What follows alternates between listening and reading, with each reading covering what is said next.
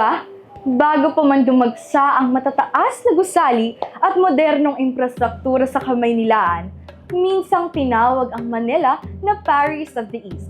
Pero paano nga ba nakamit ng ating kabisera ang prestihiyosong palayan na ito? Kumusta? Ako si Rian Aragon at welcome sa Way Back Wednesday, kung saan pag-uusapan natin ang mga pangyayari at mga bagay-bagay sa ating nakaraan at sa kasaysayan.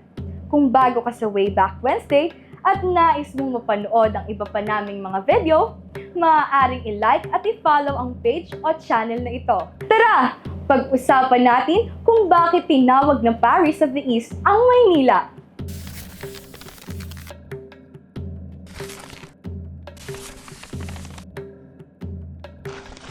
Noong unang bahagi ng ika-20 siglo, lalo na sa panahon ng pananakop ng mga Amerikano, ang Maynila ay isa sa pinakamaganda at pinakamaunlad na lungsod sa Asya. Katulad ng Paris, ito ay naging sentro ng sining, arkitektura at marangyang pamumuhay. Maraming dayuhan ang bumibisita at namamangha sa eleganteng arkitektura ng lungsod.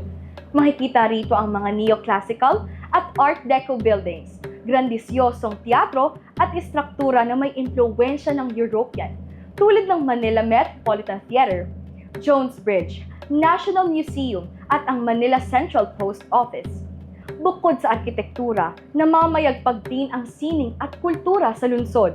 Ang opera, ballet at teatro ay patok sa mga mayayaman at matatagpuan ito sa mga tanyag na venues tulad ng Teatro Zorilla at Manila Grand Opera House. Maging sa larangan ng fashion at lifestyle, masasabi na ang Maynila noon ay isang cosmopolitan city.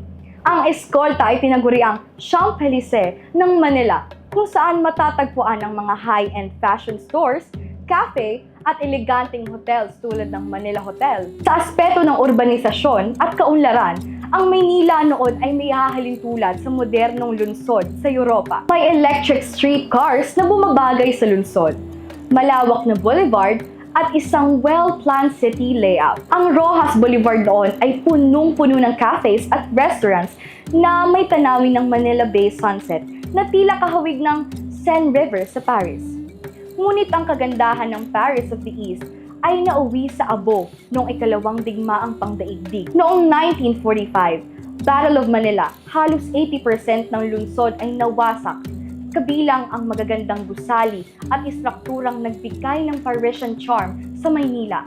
Matapos ang digmaan, hindi na ibalik ang dating anyo ng lungsod. Ang mabilis na urbanisasyon, kakulangan sa city planning, at overpopulation ay unting-unting napapabago ng muka ng Maynila. Sa kasalukuyan, may mga pagsisikap upang ibalik ang lumang kagandahan ng Maynila. Ang ilang heritage sites tulad ng Escolta District ay sumasailalim sa restoration efforts. Ngunit ang tanong, sapat na ba ito upang muling mapanatili ang kasaysayan na ating lungsod? Ikaw, sa tingin mo, maibabalik pa ba natin ang dating ganda ng Maynila? Ano ang dapat nating gawin upang maging world-class city ang kabisera? Kung nais yung malaman ang buong kwento, tumingin lamang sa comment section at nandoon ang mga link ng sources ng video na ito. At samahan nyo kami muli sa susunod na Way Back Wednesday. Ako si Rian Aragon at ngayon, alam mo na!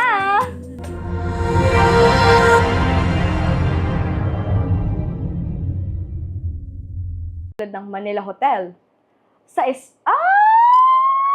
Namamangha sa eleganteng tulad sa mga